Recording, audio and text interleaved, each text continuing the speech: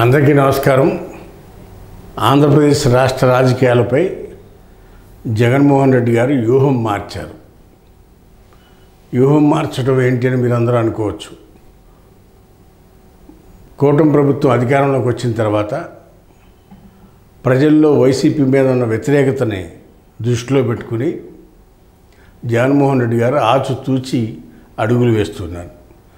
దాంట్లో మొదటి భాగంగా నియోజకవర్గాల్లో కొంతమందిని ఎలక్షన్స్ పూర్వం ఒక 80 మంది ఎమ్మెల్యే అభ్యర్థుల్ని ఇక్కడ వాళ్ళని అక్కడికి అక్కడ వాళ్ళని ఇక్కడికి మార్చి ఎలక్షన్స్కి వెళ్ళటం వలన ఆ ప్రయోగం ఫెయిల్ అయింది. అందుకని దాన్ని దృష్టిలో పెట్టుకుని మళ్ళా నియోజకవర్గాలకి ఇన్ఛార్జీలుగా కొత్త వాళ్ళని వేయటము, ఎక్కడ వాళ్ళని అక్కడికి సరిచేసే కార్యక్రమం మొదటి ప్రయత్నంలో జరుగుతూ ఉంది.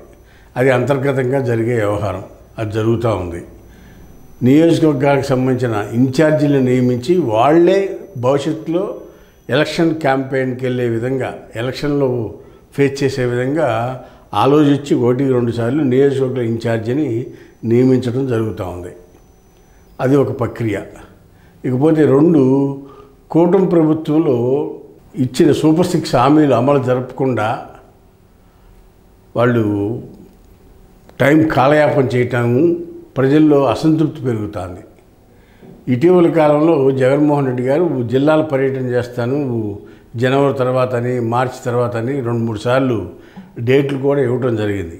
అయితే ఆయన ఆలోచన ఎలా ఉందంటే, తెలంగాణలో కనుక కేసీఆర్ ఎలా మౌనంగా దాల్చి ప్రజలకు దూరంగా ఆయన సొంత వ్యవసాయ క్షేత్రంలో వ్యవసాయం చేసుకుంటా కాలక్షేపం చేశాడు, అదేవిధంగా ఇక్కడ జగన్మోహన్ రెడ్డి గారు కూడా వారానికి ఒకసారి బెంగళూరు నుంచి వచ్చి పార్టీ నాయకుల్ని చైతన్యపరిచి జిల్లాల వారీగా సమీక్షలు పెట్టి మోటివేట్ చేసి ప్రజాక్షేత్రంలో ఇన్ఛార్జీలందరినీ పనిచేయమని చెప్పి ఆయన మోటివేట్ చేస్తూ ఉన్నారు. ఆ విధంగా ఒక కార్యక్రమాన్ని రూపొందించి దాన్ని ఇన్ఛార్జీలని, జిల్లా అధ్యక్షుల్ని ప్రజల్లో పనిచేయమని చెప్తూ ఉన్నారు. ప్రజల్లో వ్యతిరేకత రానంత వరకు మనం ఎన్ని ప్రయత్నాలు చేసినా ఉపయోగం లేదు అనేది జగన్మోహన్ రెడ్డి గారి యొక్క ఉద్దేశం. ముందు ప్రజల్లో కూటమి ప్రభుత్వం మీద వ్యతిరేకత రావాలి. కూటమి ప్రభుత్వం సూపర్ 6 అనే హామీలు, అలవి కాని హామీలు ఇచ్చి అవి చేయలేక ఇవాళ 10 నెలలు అయినా కానీ తల్లికి వందనం చేయలా, రైతు భరోసా చేయలా, ఫ్రీ బస్సు చేయలా, మహిళలకు 1500 ఇస్తున్నారు, అది ఇంతవరకు ఇవ్వలా. ఈ సూపర్ 6లో ఈ 4 పథకాలకి తిలోదకాలు ఇచ్చారా, ఇస్తారా, ఇవ్వరా అనే దాని మీద ప్రజల్లో చర్చ జరుగుతూ ఉంది. ఇప్పుడు ప్రజల్లో చర్చ రావాలి, ప్రజల్లో అసంతృప్తి రావాలి, వచ్చే వరకు వెయిట్ చేద్దామనేది జగన్మోహన్ రెడ్డి గారి ఆలోచన. ఇకపోతే చంద్రబాబు నాయుడు గారు రాగానే అమరావతి రైతులు లేకపోతే భూములు, ల్యాండ్ ఎక్విజిషన్ ఇలాంటి ప్రక్రియ మొదలెడతాడనేది అందరికీ తెలుసు. గతంలో 14-19 మధ్య కూడా అమరావతి లేకపోతే పోలవరం ఈ 2 ప్రోగ్రాంలు పెట్టి చెప్పిందే చెప్పి ప్రజలకు ఈ విసుగు పుట్టించేటట్టు చేస్తాడు ఆయన. ఆయన మీటింగ్ అంటేనే భయపడి పారిపోయే విధంగా చెప్తూ ఉంటాడు ఆయన.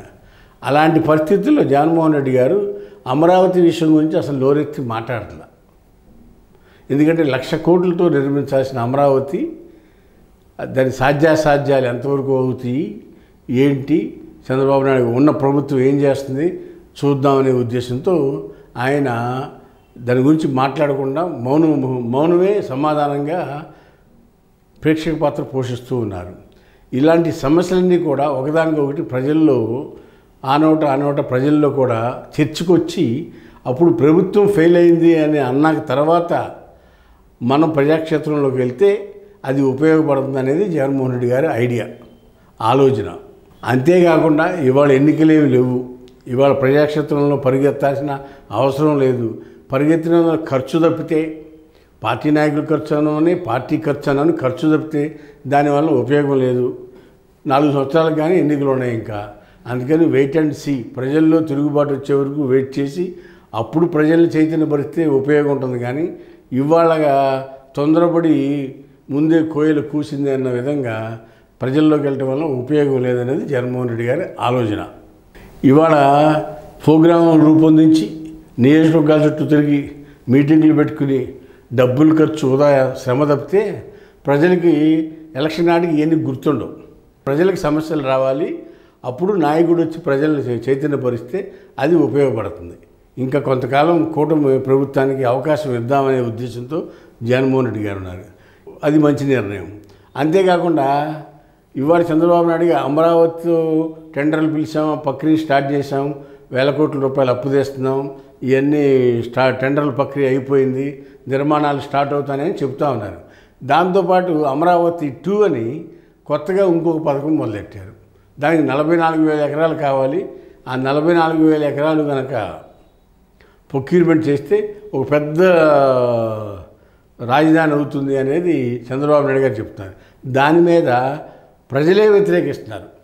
ఏది అమరావతి భూములు ఇచ్చిన రైతులే వ్యతిరేకంగా మాట్లాడు, బాబు మేము ఇచ్చాం, మాకు ఇంతవరకు గతి లేదు, మా 1250 గజాలు మాకు ఇవ్వు అని ప్రజలే నిరసన తెలియపరుస్తున్నారు. మా ఫ్లాట్లు మాకు ఇవ్వలేదు, ఇంకా అవి డెవలప్మెంట్ చేయలేదు అని ఈ రైతులే ఎవరైతే భూములు ఇచ్చారో వాళ్ళే బాధపడతారో వాళ్ళే చెప్తున్నారు. ఇంకా కొంతమంది కొత్తగా రైతుల దగ్గర భూమి తీసుకుని వాళ్ళందరినీ కూడా గురి చేయటం తప్పితే నువ్వు ప్రభుత్వం ఎంతకాలం ఉంటుంది, నువ్వు 29 తర్వాత ఉంటావో ఉండవో, మా భూములు తీసుకుని మమ్మల్ని మళ్ళీ బదనాం చేస్తావా అని చెప్పి కొత్త రైతులు బాధపడుతున్నారు. కొత్తగా తీసుకుందామని ఆలోచన చేసే రైతుల్లో కూడా నిరసన వ్యక్తం అవుతుంది. ఈ మధ్యలో రాజకీయ పార్టీలు లేదా ప్రజా సంఘాలు కూడా కొత్తగా ల్యాండ్ ఎక్వేషన్ వద్దు, ల్యాండ్ పుల్లింగ్ అయినా ల్యాండ్ ఎక్వేషన్ చేయొద్దు, ఇంతవరకు చేస్తే చాలు, నీకు ఇచ్చిన పీరియడ్ 5 సంవత్సరాలే చంద్రబాబు, నువ్వు అమరావతి పోలవరం విషయం చూడు, అంతేగాని 29 తర్వాత నువ్వు ఉంటావో ఉండవో నీకే తెలియదు అని ఈ ప్రజా సంఘాలు, కొంతమంది రాజకీయ నాయకులు, కొన్ని రాజకీయ పార్టీలు మాట్లాడుతూ ఉన్నాయి. ఈ విధంగా ప్రజాక్షేత్రంలో పరిస్థితులు ఉన్నప్పుడు మనం తొందరపడి పర్యటనలు చేయటం వల్ల ఉపయోగం ఉండదు. కాబట్టి మరికొంతకాలం పాటు వేచి ఉండటం మెరుగు అనేది జగన్మోహన్ రెడ్డి గారి ఆలోచనగా మనకు తెలుస్తూ ఉంది. ఇంకొంతకాలం పాటు జగన్మోహన్ రెడ్డి గారు ప్రజాక్షేత్రంలోకి వచ్చే అవకాశం లేదు అనేది మనకున్న సమాచారం. అంటే ప్రజాక్షేత్రం అంటే అందుబాటులో ఉంటారు, తాడేపల్లి అందుబాటులో ఉంటారు తప్పితే రోజు విజయవాడ, గుంటూరు, వైజాగ్ ఏదైనా ఇబ్బందులు ఉన్నప్పుడు కార్యకర్తలకు ఏమైనా ఇబ్బంది అయినా లేకపోతే సమస్యలు వచ్చినా ఏదన్నా జరగని సంఘటనలు జరిగితే వాటిని వెళ్ళి పరామర్శిస్తారు. ఆ పరామర్శలు తప్పితే ఈ ఉన్న ప్రభుత్వం మీద వ్యతిరేకంగా గళమెత్తి మాట్లాడే పరిస్థితి ఇప్పుడు వద్దు అనేది జగన్మోహన్ రెడ్డి గారి ఆలోచనగా మనకు తెలుస్తూ ఉంది. అంతేకాకుండా కూటమి ప్రభుత్వానికి మేము ఇంతకాలం టైం ఇచ్చాము, వాళ్ళు ఏం చేయలేకపోయారు లేదా చేశారు అని చెప్తా కూడా మనం టైం కావాలి అనేది ఉద్దేశం. ఇవాళ తొందరపడి మనం వెళ్ళి మాట్లాడితే, జగన్మోహన్ రెడ్డి గారు మాట్లాడితే కూటమి ప్రభుత్వం వెంటనే ఎదురుదాడి చేస్తుంది. అందుకని అన్నింటినీ దృష్టిలో పెట్టుకుని తెలంగాణలో కనుక రేవంత్ రెడ్డి గారు ఎదురుదాడి చేస్తాడు. ఏమని, కేసీఆర్ అప్పులు ఇచ్చాడు, నేను సంక్షేమ పథకాలు అమలు చేయలేకపోతాను, అటు వడ్డీలు కడతానని కేసీఆర్ మీద రేవంత్ రెడ్డి దాడి చేస్తాడు. అదే పరిస్థితి ఇక్కడ ఆంధ్రాలో కూడా కూటమి ప్రభుత్వం జగన్మోహన్ రెడ్డి గారి మీద దాడి చేసే పరిస్థితి ఉంది. ఇలాంటి పరిస్థితులు అన్నిటికన్నా కూడా కొంతకాలం ప్రభుత్వానికి టైం ఇవ్వటం మంచిది అనే ఉద్దేశంతో జగన్మోహన్ రెడ్డి గారు అప్పులు ఉన్నాయనే సంగతి ప్రజలకి తెలుసు, చంద్రబాబు నాయుడు గారు తెలుసు. ఎలా సూపర్ 6 హామీలు ఇచ్చే ముందు అవన్నీ తెలుసు. రాష్ట్రం అప్పులు ఉంది అనేది ఎక్కడ ఓపెన్ డాక్యుమెంట్, జగన్మోహన్ రెడ్డి గారు ఏం దాచిపెట్టలేదు, అదంతా ఓపెన్గానే ప్రజలందరికీ తెలుసు ఇన్ని లక్షల కోట్లు అప్పులు ఉన్నాయనే సంగతి. కాబట్టి ఇవన్నీ తెలుసు. కాబట్టి కొద్దికాలం వెయిట్ చేసి ప్రజల్లో వ్యతిరేకత స్టార్ట్ అయినాక జగన్మోహన్ రెడ్డి గారు ప్రజాక్షేత్రంలోకి రావాలని నిర్ణయించుకుంటున్నట్టు తెలుస్తుంది. అది ఇంకా నెల పట్టచ్చు, 6 నెలలు పట్టచ్చు, 3 నెలలు పట్టచ్చు, సంవత్సరం పట్టచ్చు, ఏదైనా జరగచ్చు. వేచి చూద్దాం. హాయ్ ఫ్రెండ్స్, మా ఫ్యూచర్ టుడే ఛానల్ చూస్తున్నందుకు చాలా థ్యాంక్స్. మరిన్ని లేటెస్ట్ వీడియోస్ కోసం వెంటనే సబ్స్క్రైబ్ చేయండి. అలాగే ఈ బెల్ ని కూడా రింగ్ చేసేయండి. మా లేటెస్ట్ వీడియోస్ నోటిఫికేషన్స్ అన్నీ మీ మొబైల్లో వస్తాయి. మా వీడియోస్ మీకు నచ్చితే లైక్ చేయండి, షేర్ చేయండి, నచ్చకపోతే కామెంట్ చేయండి.